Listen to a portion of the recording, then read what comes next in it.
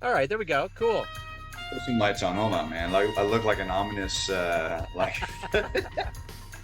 I'm coming from the pits of hell over here. No, let me Well, let me get this. welcome to Friday night, Friday night movie marathon. Fright night. Exactly. Hold on one second. You got it. It usually works. I think this will be fine. Yeah.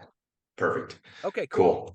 Yeah. Yeah. It usually works out where that light in the back works and stuff, but just depends. Yeah, there some days, something's always getting introduced. Alex, it's great to meet you. Where are you coming out of? I'm out of Gilbert, Arizona. Gilbert. Okay, cool. Yeah. Um, yeah, I'm in Kansas City. I'm landlocked here. So you Okay. guys still getting pounded by the heat? Yeah, it's been pretty hot. Yeah, it's cooling down a little bit. It's not it's getting manageable. But to be honest, we left Bellevue, Washington in 2020. Gotcha. So we came down here, got the sun, which was nice because out there it's gray skies and Yes. just, is it's beautiful, but you have those the seasons. But and I was raised in Vegas, so I'm used to the heat out Oh, here. So it doesn't bother us too bad. But that 120 for that straight, it was like a straight week. It was, you felt it, but now it's kind of cooled down a little bit. It isn't too bad at this time. see, for me, when something gets up to like that, like in Kansas City, if it gets really hot like that, Oh I yeah. immediately Well, turn into a jackass and go out with the kids and try to cook an egg on the sidewalk. there you go. Yeah. Try to do something to Yeah. just, Well, it's the humid too. You guys got the humidity out there yeah, we too, get hit which, yeah, hard. it's another game. Yeah, Yeah. Here it's just dry heat, like you're in an oven. yeah. There it's like, yeah, it's a different deal. It's a different type of heat that, yeah, a little bit different. I don't understand. I still don't understand. Like I went up and saw the Chiefs practice in St. Joseph, north of here. And the day we went up there, it was like 8 in the morning, and it was, man, I mean, me standing there, I mean, my entire torso was wet.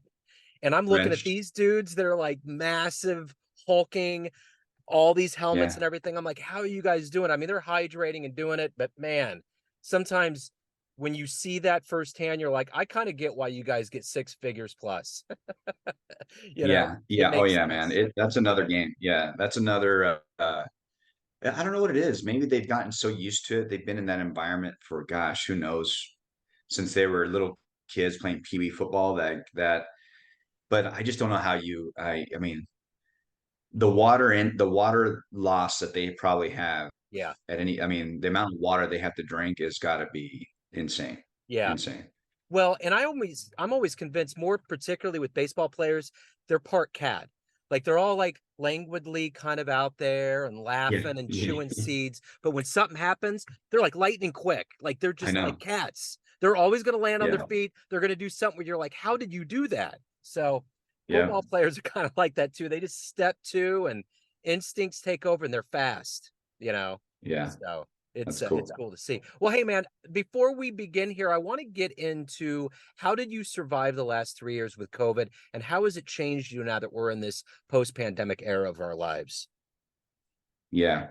So, man, that's a good, you know, the last 3 years, I think the biggest journey and the change that has happened for us, for myself personally, and my family is on the family side. We actually left Bellevue, Washington in 2020 because we were ready for change. And when we left and we came to Arizona, it brought I think, a refreshing kind of, I would say, season of life that we actually needed in our journey. So I think this newness kind of process came out of that. So Yeah, we're grateful for that, that we were able to make that move. There was some, I would say, some collateral damage to some extent because it was like ripping the band-aid off and just like leaving where we were at for the last, whatever, 12 plus years to somewhere brand new. So there were some adjustments that needed to be made there, and there was, some challenges in that. So I think that's on the family side. We were grateful. There was some things that we've had to work through and so on. On the personal side, more than anything, it's been my health and wellness. I realized that I had, in my journey, owning my health and my wellness, really kind of came to the surface during COVID. And 2020, after moving to Bellevue, Washington, I actually went and saw a cardiologist because in 2013 I had a heart attack. And in that journey, I've had to stay on top of things and just stay dialed in and all that. But it's been like ebbs and flows. It's peaks and valleys of seasons, right? Where I get too comfortable, I'm out of shape, and then I pay for it in one way or the other. I get overweight or whatever the case is. And then in 2020, I come out here. I'm a little bit kind of, still comfortable living and, been living on the highs of life and work and everything. And my cardiologist says, hey, you have a blockage on your right artery and we need to get it, you might actually have to have a quadruple bypass. Wow. And so that was, and I'm going to be 43 this year to give you some kind of age context there. That was not news I wanted to hear. I was like, oh man, I'm going to be cracked open by the age of 40. And there's a lot that comes with that because once that process starts, from what I've learned, is like every few years, maybe 5 to 10 years, you got to do it again and then again. So anybody that's ever had any of those bypasses, chances are they got to go back in there. And then, but if you do it too young, you now lose opportunity for later on in the journey to have usage of arteries, Yeah. right? So it's like if you use it up too young, like you can't live into your 80s, just maybe even longer. And I didn't want to go through that. So my wellness, thankfully I didn't have to. I went and got a angioplasty, and they were able to kind of remove Oh, the good. blockages without going through a bypass. But that was a big turning point during COVID to say, okay, my health, my wellness, like I thought I was okay and I thought I was really being intentional with it, but not really. Like if I was being honest with myself, looking at myself in the mirror, I was like, there's more work I could do. And so I've taken that really serious over the last 3 years to really dial in my health, my wellness, track how I eat, working out 6 days plus a week, and just staying on top of it, and also setting the example for my family that hey, this is how you do it. I'm going to be the example. I'll live it, and then therefore, yeah, create the same kind of rhythms and habits in our family to also be more health and wellness conscious. Good for you. That's good because, I know in my life, I got to a point where I noticed people hit that point where they couldn't go back and do anything about it. Like you do, Yeah. like you said, you hit that point in your life after 4+ decades where it's like you can't go back. You Hmm. literally have to try to be as cognizant as you can that you have this one vessel for only so much time, you know. Yeah. And so I want to make sure that my geography and my timeline here is right. I went to Seattle in the mid 90s, and Bellevue is where Jimi Hendrix is buried, correct? It He sounds might be fam- buried in it Bellevue. sounds familiar. Like I remember going to Bellevue for a pilgrimage when I was up there, and I could swear that's where his gravesite was at. But He anyway, might be. I might have to fact check that. I just heard you mention it a couple times. Yeah. So what I want to get to with you as a coach to know exactly what you do for a living, I'm going to put you in front of a bunch of third graders. One of the kids looks up at you. It's career day. They're like, "Hey, what do you do for a living?" How do you answer that child? Oh man. That's that's good.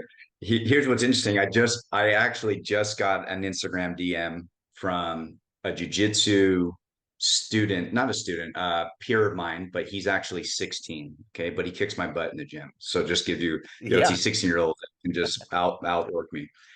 But he asked me, he says, "Hey, I want you to come and do a talk at my class." And I did. I actually thought he was in college. Come to find out he's 16. And so his professor reached out to me last night with this very like, hey, can you come talk to our class? It's going to be a high schooler, so not a third grader.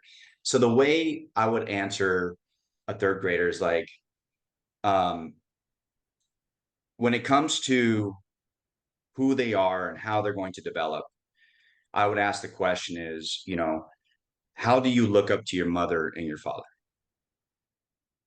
And I would ask them, and I'd say, is your mother and your father, are they your heroes? And I'm going to say, and they're going to give me an answer. I'm going to say, well, what makes them a hero? What makes it about them that you would look at them as your heroes? And through that process gives me some context around how their family, their parents are leading this third grader. And then with that in mind, I take two routes. One is if the if in their heart I can sense that they're genuine, they see their father and mother as, man, I want to be like my dad, my mom, like they're just I just, whatever, however they can articulate it as a third grader. I would reinforce that and say, if that's the case, keep emulating what your mother and father are doing because it seems to be they're on the right path. Yeah. If the answer is different, maybe a superhero or something, what is it about the superhero that makes you want to emulate or admire that person or be inspired to be like them? And then go down the same path. So it depends on the answer. Yeah. And then from there, give them a push to be like, okay, so you have a picture of that's who you want. What is it about them that makes them special and what that you want to actually be like? Now go and try to emulate those things, those characteristics that you see in them. What did you want to be when you were in the third grade? What was your dream to grow up and become? Baseball player. Okay. So I wanted to be a major league baseball player. And yeah, that was it. That was it, man. That was the whole deal. I So didn't have anybody in mind. I just wanted to be a major league. I had some people, some back then, gosh, this was like the early no, this was the 80s. So I was just getting into baseball, but I loved it. And that's all I wanted to do was play ball. Yeah. So, with that being said, if you could go back in Major League Baseball history and see one moment, one game, where are you going? What do you want to see? I would say, I'd like to probably see Hank Aaron when he broke the record. Yeah. That, yeah, I'd like to see that. Babe Ruth, I would just when he created or broke, I guess the current record, those moments in time, because after that it became so the numbers became ridiculous and everybody being on different, like that. I think back then with Hank and with Babe Ruth, those were like, I feel it's organic. That's how the game, like these guys did it without any kind of help. You're right, like the McGuires and everybody else that came after that, Sosa and all that. So I think that they what they did in Barry Bonds, it's still phenomenal. I mean, obviously, you still got to hit the ball, to get it out. But I think, unfortunately, their legacies are a little bit. There's asterisks, that are in there, right? So I'd like to go back to those times and be like, and have witnessed that. So this summer, I went to a game right before Father's Day with my son, who's 18, big baseball fan, and we saw the Angels.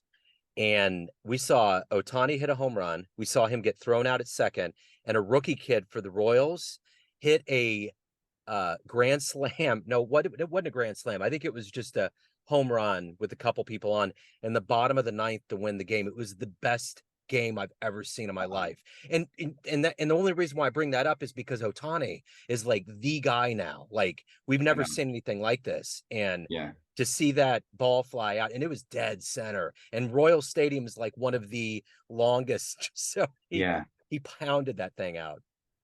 yeah. He's a beast, He's a man. freak, That man. guy's, yeah. It's just crazy to think that so I'm also, I look at boxing was some also did growing up, right? And I got more passionate about that later on. And I even look at the fighters now compared to back then. Same thing with MMA. And even the evolution of how the games of like what we see today progress, the players today. I think there's something nostalgic to look back and be like, before all of the enhancements, and I'm not saying like the steroids. I'm just saying like everybody today has the ability to be further enhanced by education, by resources that they have access to, by the supplements that they can get access to that obviously aren't even legal, but give them an edge. All those things, and it just makes like we're looking at an evolved like athlete nowadays versus these guys had their version of that, whatever it was back then. Okay, you eat 15 egg yolks instead of, whatever, a piece of chicken breast, the Rocky days, right? So do that, and maybe you'll be able to get your protein in. But there's something about I feel like the work ethic and the grind back then, without having all these extras to get them to the place they needed to be, in my heart, like that's pure to me, a little bit more pure than seeing today, what we're seeing, which is again, not to take away anything that anybody great is doing, especially even in the fighting scene, because obviously these guys that came that were before paved the way for the way that they can evolve in their game and their specific kind of strategy and tactics and everything else that they implement, whether it's baseball, football, boxing, MMA, whatever it is. So it is cool to see that journey, but my heart's really in the past somewhere where it's more pure to me, you know. Oh, So I I get don't it. know. I just I yeah. get it for sure. So you had mentioned asking the third graders about heroes. Who's your hero? My hero, my hero growing up was my dad. That was my hero. And I looked up to my dad. Um, yeah, I didn't have any other hero outside of like my dad being the hero. As I got older and in my faith journey, I started to want to be more like Jesus. And that's been my, kind of my journey now. And so and now I look at other, so that's the pinnacle, of what I look to in my life now. So yeah, so that would be it. I look for those, and then I have like I would say people in my life that have been very instrumental when it came to my development, and they in part became heroes to me because whether it was through the way that they showed discipline, their consistency, their ability to execute, to get results, drew me into like wanting to what is it about them, and then so there was this draw that I had towards these men in my life that whether they were leaders over me at the time that I saw something in that I didn't have at the moment. I was like, I need that. I want to be that. What is it about them? And then so observing what they did and how they did it. So I've had heroes along the way, and then I've had these heroes that are just the anchor heroes of my life, right? So and those heroes throughout the journey change, like those ones that come in and out because I may look at somebody today that has a characteristic or an attribute that I desire. And so I'm like, okay, what is it about them that I want to also emulate? And so it's been a journey, over the last 20 plus years of really kind of being more cognizant of that.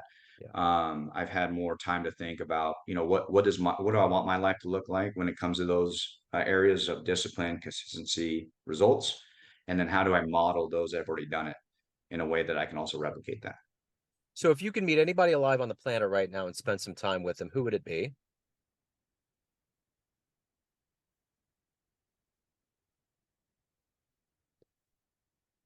Today, I would say these might be people that um, they're a little bit more obscure, but I would say,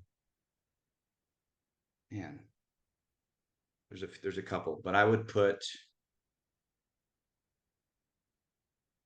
yeah, I don't know if I've thought about that, to be honest. Okay. I don't know if I really have somebody that I'm trying to meet or I don't know. I don't really have somebody right now. I Okay. think to be honest, who I'm trying to meet right now is, and I know this is going to sound cliche, it's really the greater, like I'm actually on a pursuit to find my greater self. Sure. So if I want to meet somebody, it's who am I going to be tomorrow Yeah. that I can actually meet to be like, so if I have somebody if I want to meet somebody, it's who can I be today that can emulate and become that person that I know I should be for the day and live in the present moment. And that's no BS. Like that's literally how I live.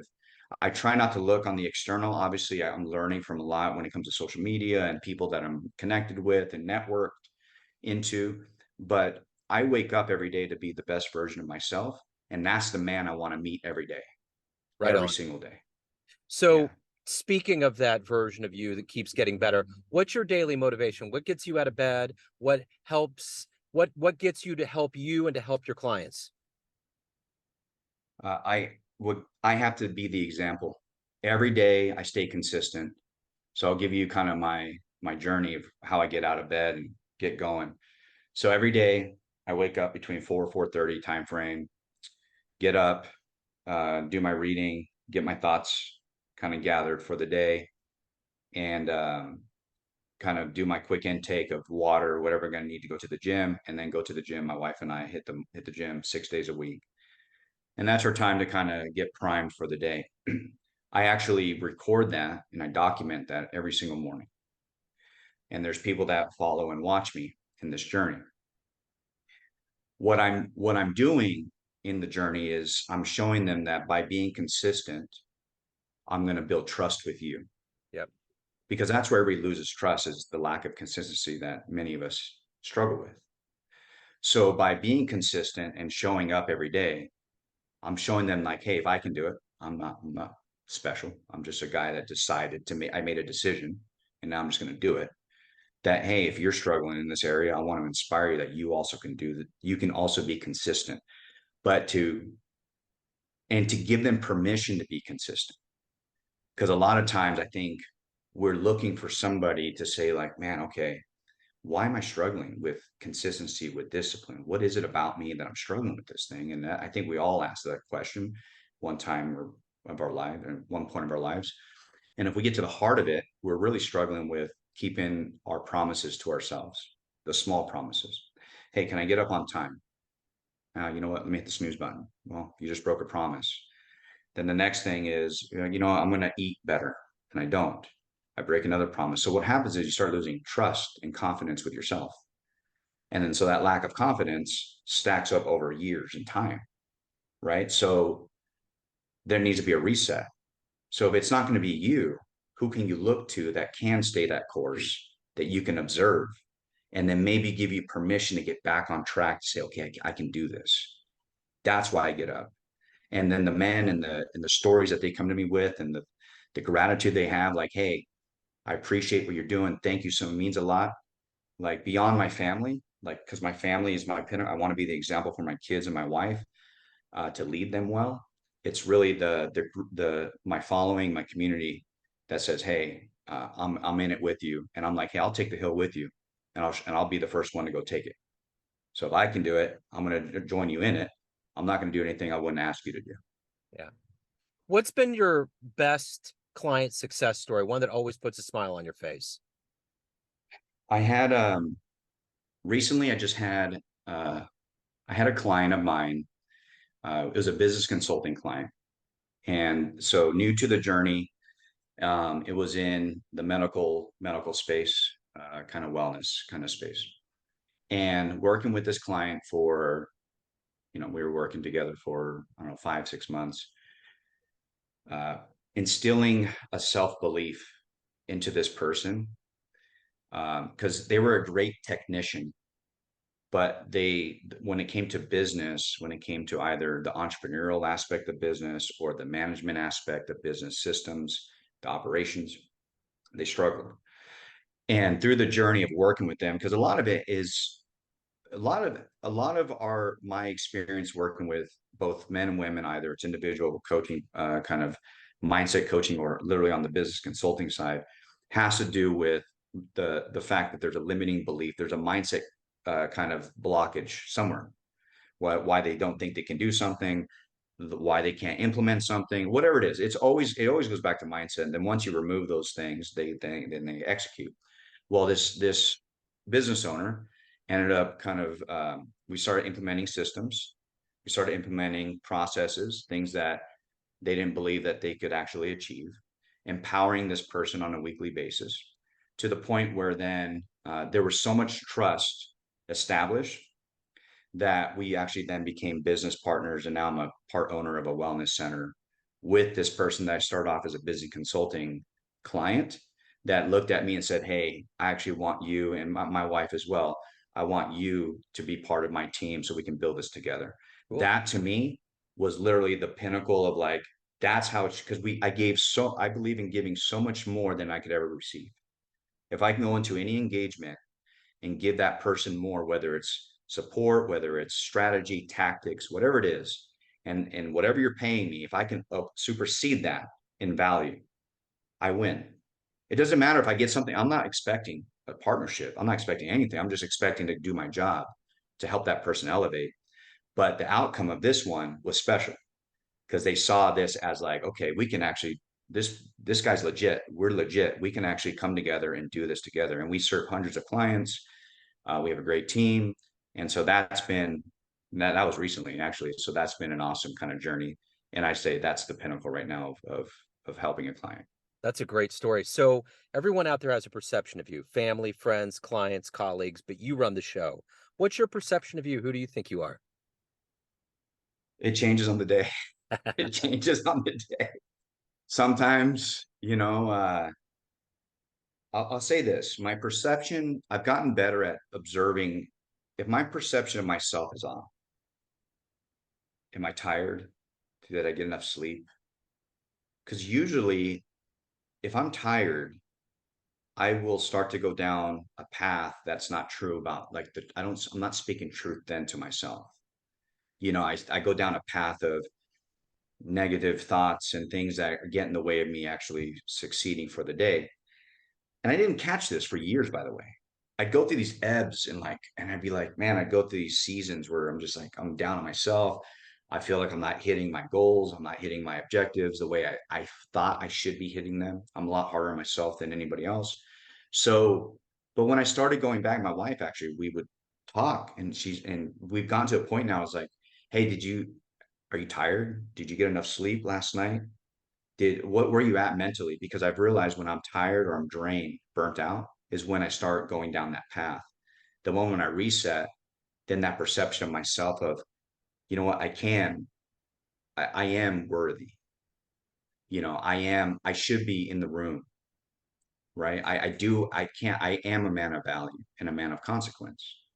So I should be able to help anybody that comes my way today. That's how I perceive myself on the days that I'm good. On the days that I'm not, it's the opposite. Man, I'm not good enough. I just don't know if I have it enough. I don't know if I even trust myself, Yeah. and then so those are the roller coaster ride, but I've gotten better at, I think, identifying, okay, the symptom and then getting to the root and then saying, okay, chill out. It's going to pass. Let's reset. Maybe it's okay. This day's got to end. We're going to reset tomorrow and get back to the truth of who I know I am. Yeah. That's great. If anyone wants to hire you, learn more about you, Alex, where do they go? You can go to stepupmethod.com. That's back at our journey. You see my wife. My wife works with women and couples, and I work with men and couples as well, depending on the overall kind of need. That's You can find us there. We also have a family meeting planner that we released about 2 years ago, helping families come together and actually do family meetings to connect with their family, with their kids, kind of build a rhythm into their life where they can intentionally lead their family, from a weekly perspective. So familymeetingplanner.com, that's another site that, you kind of know more about our journey. We have some stuff on there as well. So those two sites, you can find me. And then obviously on the social media channels, just look up Alex Mont-Ros and Instagram, Facebook, LinkedIn, TikTok, all those channels. Right on, man. This has been great, Alex. Thank you for your story. Thanks for opening up and best of luck with everything. I appreciate it. Thank you, Joe, for having me on. Thank you, sir. Take care.